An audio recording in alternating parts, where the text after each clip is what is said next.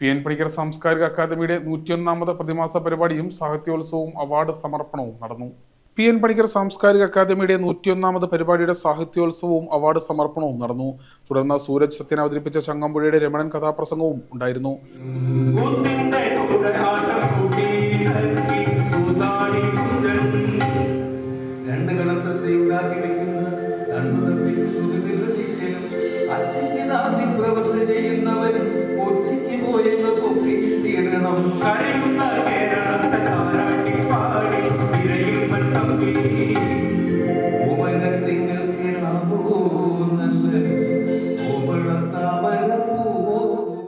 സാഹിത്യോത്സവം കഥാകൃത്ത MP Anilkumar ഉദ്ഘാടനം ചെയ്തു. ഇടതുപക്ഷ നിരീക്ഷകൻ വന്നു കഴിഞ്ഞാൽ ഇടതുപക്ഷത്തേക്ക് നോക്കി മാത്രമേ അവൻ നിരീക്ഷണം നടത്തുള്ളൂ. വലതുപക്ഷ നിരീക്ഷകൻ വന്നു കഴിഞ്ഞാൽ വലതുപക്ഷത്തേക്ക് മാത്രമേ നോക്കി നിരീക്ഷണം നടത്തുള്ളൂ. സത്യം ജനങ്ങൾക്ക് അറിയണമെങ്കിൽ വേറെ ഏതെങ്കിലും വഴികൾ തേടണം. ഇതേപോലെ തന്നെയാണ് ഇപ്പോഴും വളരെയധികം നമ്മൾ ആരാധിക്കുന്ന സാഹിത്യകാരന്മാരും കുറെ നാൾ കഴിയുമ്പോൾ പച്ചക്ക് എഴുതി വരും.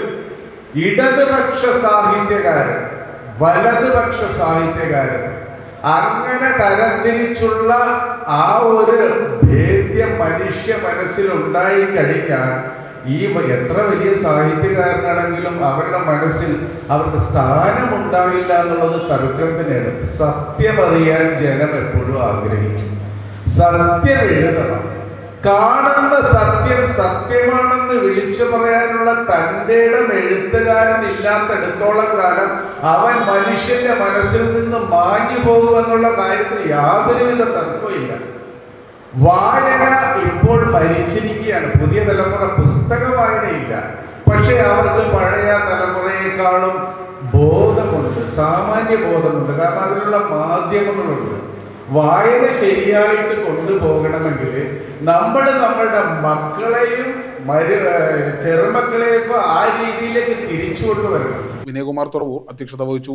ഓമന Thiruvizha, Prasad Thuravoor, S Purushothaman, Alleppey Rishikesh, CK Beena teacher തുടങ്ങിയവർ സംസാരിച്ചു.